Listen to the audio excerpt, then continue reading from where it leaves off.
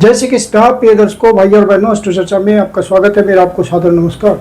इस वीडियो में हम चर्चा करेंगे जो कुंभ लग्न के व्यक्ति हैं अर्थात एक्वेरियस एसेंडेंट है, उनका जुलाई माह कैसा गुजरेगा एक संक्षिप्त पर चर्चा करेंगे। यदि आप कुंभ लग्न के व्यक्ति हैं तो ये वीडियो आपके लिए है। ये प्रथम भाव है, इसमें 11 नंबर लिखा हुआ है, अर्थात यह कुंभ लग्न की कुंडली को इंडिकेट करता है। राहु देवता लग्न पे गोचर कर रहे हैं, तो जब तक राहु देवता लग्न पे है तब तक आप किसी प्रकार के ऑब्सेशन से बचिए। राहु आपको बहुत ज़्यादा सोचने को मजबूर करता है जब लग्न पे राहु देवता का गोचर होता है, और कुछ ज़्यादा ही आप सोच जाते हैं बढ़ा चढ़ा करके, और चीज़ों को बढ़ा चढ़ा के रिजल्ट को देखने की प्रवृत्ति आपकी बढ़ जाती है। वहाँ पे आपको रियलिस्टिक अप्रोच अपनाना होगा जब तक राहु देवता यहाँ गोचर कर रहे हैं। और केतु देवता सप्तम भाव पे गोचर कर रहे हैं, तो ये एक्चुअली कार्मिक एक्सिस है गोचर करते हुए।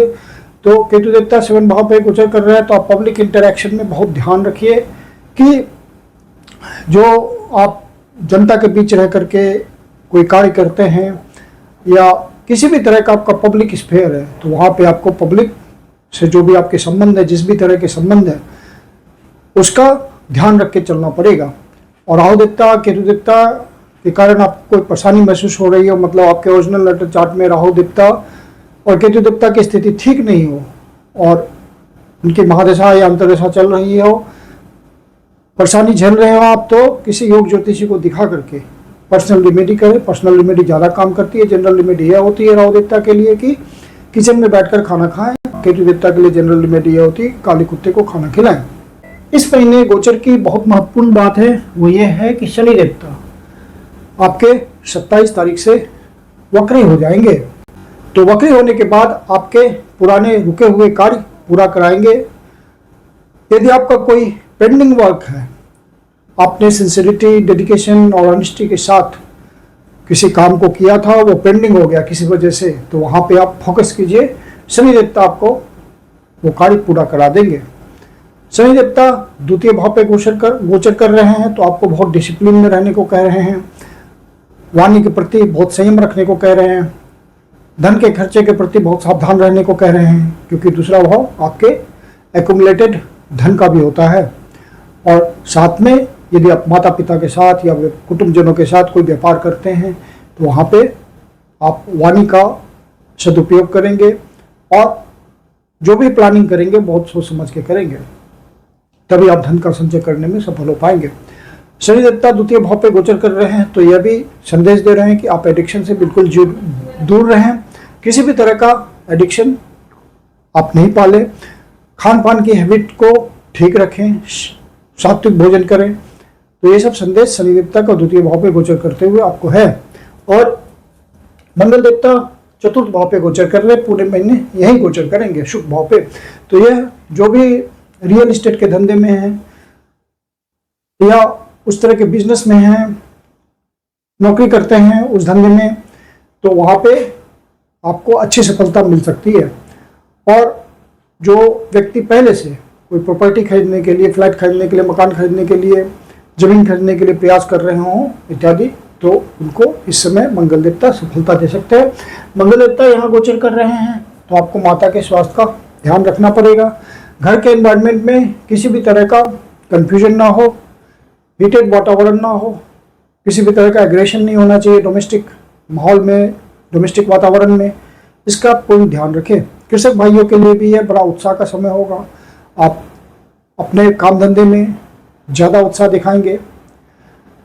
जो पढ़ने लिखने वाले बेसिक एजुकेशन से जुड़े हुए छात्र हैं, उनको थोड़ा सा पढ़ाई पे ध्यान देना चाहिए। इस समय कंसंट्रेट होकर पढ़ना चाहिए। और यहाँ से मंगल देवता 10वें भाव को देख रहे हैं, तो 10वें भाव पे उनकी दृष्टि है, अर्थात आपकी एनर्जी कर्म पे इन्वेस्ट होगी। आपके कर्म में उत्साह देखने को मिलेगा। सीनियर्स आपको आइडेंटिफाई करेंगे, जूनियर्स का सपोर्ट मिलेगा, किसी तरह का आपको पद प्रमोशन भी मिल सकता है। मंगल देवता चूंकि कर्म भाव के स्वामी हैं और आपके प्रयास के भाव के स्वामी हैं, तो आपको प्रयास कर्म क्षेत्र में लगाने से आपको सुख की प्राप्ति होगी, धन धान में वृद्धि होगी और सुख के साधनों को जुटाने में आप सफल होंगे। कोई वाहन खरीद सकते हैं जिससे आपका जीवन स्तर ऊंचा उठे, या किसी ऐसे साधनों पर खर्च कर सकते हैं जो आपके लाइफ स्टाइल को बेटर करे। अब सूर्य देवता पंचम भाव पे गोचर कर रहे हैं 15 तारीख से पहले और 15 तारीख से फिर छठे भाव पे गोचर करेंगे।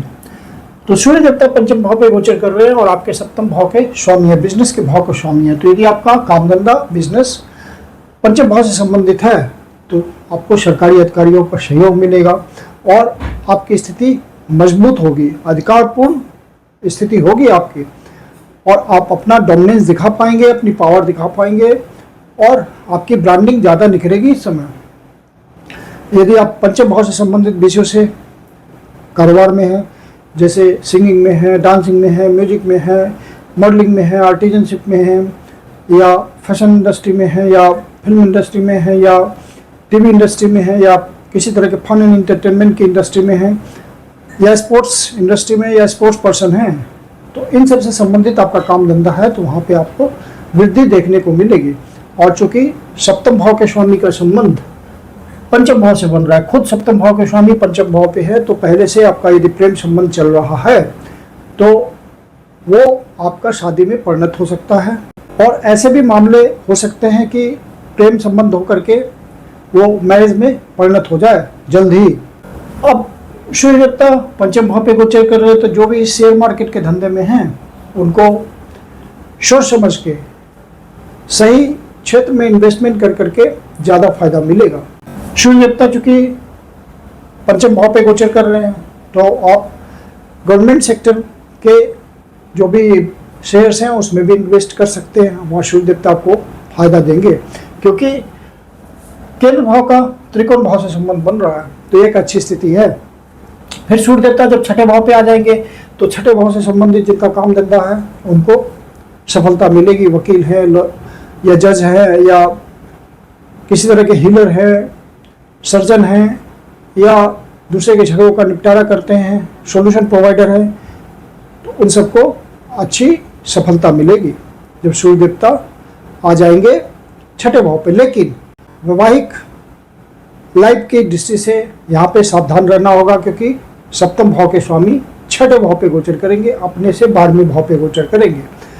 तो आप संबंधों में मधुरता बना के चलिए, ध्यान रखिए लाइफ पार्टनर का, और बिजनेस पार्टनर का भी ध्यान रखिए यदि आप बिजनेस पार्टनरशिप में करते हैं तो। छठा भाव ज़्यादा एक्टिव हो रहा है क्योंकि बृहस्पति देवता छठे भाव पे ही उच्च के गोचर कर रहे हैं और आपके द्वितीय भाव के स्वामी हैं, साथ में इच्छा पूर्ति के भाव के स्वामी हैं। तो छठे भाव से संबंधित आपका प्रोफेशन है तो इच्छा पूर्ति भी होगी और धन का संचय भी होगा। और जो स्टूडेंट हैं पहले से प्रयास कर रहे हैं जॉब के लिए, किसी एमएनसी में जॉब करना चाहते हैं, सरकारी जॉब करना चाहते हैं, और यदि उनके ओरिजिनल लेटर चार्ट के हिसाब से नौकरी का योग बना हुआ होगा तो इस समय उनको इच्छा पूर्ति हो जाएगी, अच्छे इनकम की प्राप्ति हो जाएगी रेगुलर। फिर बुध देवता की स्थिति इम्पॉर्टेंट है क्योंकि ये 22 तारीख से ही 22 जून से ही गोचर में वक्री हो गए हैं और वक्री अवस्था में ही 7 जुलाई को पंचम भाव पे गोचर करेंगे और पंचम भाव मतलब मिथुन राशि में ही फिर 24 तारीख को मार्गी होंगे। बुध देवता जब वक्री होते हैं तो आप बहुत सारी बातों पे ध्यान रखिए, वहाँ सफलता आपको मिलेगी। जैसे कि आपको किसी दोस्त का साथ छूट गया हो, नेगोशिएशंस बंद हो बहुत लंबे समय से और आपको उसकी ज़रूरत है, फ्रेंडशिप की ज़रूरत है, उसकी हेल्प की ज़रूरत है, तो आप इस समय नेगोशिएशंस स्टार्ट कीजिए, बातचीत स्टार्ट कीजिए, आपको सफलता मिलेगी। या यदि आपका काम धंधा पेंडिंग हो गया, नेगोशिएशंस पेंडिंग हो गई, कहीं सुदूर प्रदेश में आपने मीटिंग की थी, कुछ इनिशिएशन किया था, या अपने शहर में ही कुछ इनिशिएशन किया था आगे प्रोजेक्ट बढ़ाने के लिए, लेकिन वहाँ पे आपका काम किसी वजह से पेंडिंग हो गया, संवादहीनता की स्थिति हो गई, तो फिर से संवाद स्थापित करने की कोशिश कीजिए। बुध देवता आपको वहाँ पे सफल करेंगे। बुध देवता वक्री होते हैं तो इन सब बातों में बहुत सहायता करते हैं, लेकिन आपके डिसीजंस बहुत ही सोच समझ के होने चाहिए। हेस्टी डिसीजन, जल्दबाजी और शीघ्रता में निर्णय नहीं लेंगे, यहाँ पे गलती हो सकती है। और बुध देवता व्यापार के कारक होते हैं तो ये और भी जरूरी हो जाता है बिजनेस के पर्पज से। और यदि आप नौकरी करते हैं, किसी रिस्पॉन्सिबल पोजीशन पे हैं, तो वहाँ भी ये इंपॉर्टेंट हो जाता है, चाहे आप सरकारी नौकरी कीजिए या प्राइवेट नौकरी। बुध देवता जब वक्री अवस्था में पंचम भाव पे आ जाएंगे तो अपनी ही राशि पे गोचर करेंगे, तो कम्युनिकेशन, संवाद की दृष्टि से ये बहुत अच्छा हो जाएगा। जिनका भी कोई संवाद के थ्रू काम होता है कम्युनिकेशन के थ्रू, चाहे प्रिंट मीडिया हो या सोशल मीडिया हो या इलेक्ट्रॉनिक मीडिया हो, इन सब चीज़ें जो हैं कम्युनिकेशन के जरिए हैं, संवाद के जरिए हैं, तो यहाँ पे काम संवाद के जरिए बहुत बढ़ जाएगा, आपको सपोर्ट मिलेगा संवाद के थ्रू। और शुक्र देवता 4 तारीख को ही आ जाएंगे सप्तम भाव पे और आपके भाग्येश हैं और साथ में सुखेश हैं, तो आपके लिए योग कारक हो गए। केंद्र और त्रिकोण भाव के स्वामी हैं, तो शुक्र देवता बिजनेस के भाव पे स्वामी गोचर करेंगे, तो बिजनेस के लिए बहुत अच्छा हो गया। लाइफ पार्टनर के लिए भी अच्छा हो गया, क्योंकि शुक्र देवता वैवाहिक जीवन में सुखद स्थिति लाते हैं, तो शुक्र देवता आपको उस तरह के अवसर देंगे। और शुक्र देवता यहाँ से लग्न को देखेंगे तो ये भी अच्छी स्थिति होगी, आपको शुक्र देवता का सहयोग मिलेगा। आप कलात्मक दृष्टि से बहुत इम्पोर्टेंट आपकी सोच हो जाएगी। और चूँकि शुक्र देवता लिक्विड मनी के भी कारक होते हैं, तो आपको अपने बिजनेस में, अपने काम धंधे में, जिस भी तरह का काम है, आप सेल्फ एम्प्लॉयड है, तो वहाँ पे आपको ज़्यादा सफलता मिलेगी धन संबंधी मामलों में। और भाग्य का भी साथ मिलेगा, क्योंकि भाग्येश हैं, तो भाग्येश का साथ मिलने का मतलब होता है कि आपके काम सुचारू रूप से होते चले जाएंगे। कोई लंबी यात्रा हो सकती है, धार्मिक यात्रा हो सकती है, तीर्थाटन कर सकते हैं आप, विदेश जाने का मौका मिल सकता है, और उन सब से धन उपार्जन करने का चांस आपके पास आएगा। पिता का सहयोग मिल सकता है, गुरुजनों का सहयोग मिल सकता है, हायर एजुकेशन रुका हुआ है वो पूरा हो सकता है, हायर एजुकेशन के लिए आप कहीं एडमिशन पा सकते हैं, तो ये सब बातें आपको सहज रूप से होती हुई दिखेंगी। तो ये भाव बहुत इंपॉर्टेंट हो गया धन को संचय करने में। आपके कर्म से, ये कर्म का भाव होता है, छठा भाव 9 to 5 आप जॉब करते हैं, कर्म का भाव होता है ये, तो आपको कर्म के थ्रू धन को संचय करने में सफलता मिलेगी। तो कुल मिला के ये गोचर आपके लिए अच्छा है। अब चंद्र देवता जब छठे भाव, 8वें भाव, 12वें भाव पर गोचर करते हैं, तो उन दिनों का हमें ध्यान रखना पड़ता है। चंद्र देवता छठे भाव पे गोचर कर रहे हैं कर्क राशि में 14, 15, 16 तारीख को, तो इन दिनों आप किसी से वाद विवाद में ना उलझे, कोर्ट कचहरी के मामले में ना पड़े, और सीनियर सिटीजन है तो अपने स्वास्थ्य का ध्यान रखें। फिर चंद्र देवता 8वें भाव पे गोचर कर रहे हैं कन्या राशि में 19 और 20 तारीख को, तो इन दिनों यदि आपको कोई नेगेटिव न्यूज मिलता है, मन उदास होता है, तो शिव जी के मंदिर में जाकर शिवलिंग का दूध से, जल से अभिषेक करें, ओम नमः शिवाय का जाप करें, शिव जी आपकी पीड़ा हल लेंगे। और जब चंद्र देवता 12वें भाव पे गोचर करते हैं मकर राशि में 28, 29 और 30 तारीख को, तो इन दिनों आपका खर्चा बढ़ा हुआ हो सकता है। अपने बजट को संतुलित रखिएगा। कोई विदेश की यात्रा हो सकती है, देश के भीतर सुदूर प्रदेश की यात्रा हो सकती है, ऑफिशियल पर्पज से या पर्सनल पर्पज से। मैं कुंदन शर्मा आप लोग का हार्दिक स्वागत करता हूं। यदि आपके जीवन की कोई समस्या है, ज्योतिष के माध्यम से समाधान चाहते हैं, तो पर्सनल कंसल्टेशन ले सकते हैं। मेरी अपनी कंसल्टेशन शुल्क होती है, कंसल्टेशन की आप बुकिंग कर सकते हैं। बुकिंग के लिए व्हाट्सएप नंबर है 9212224958। धन्यवाद।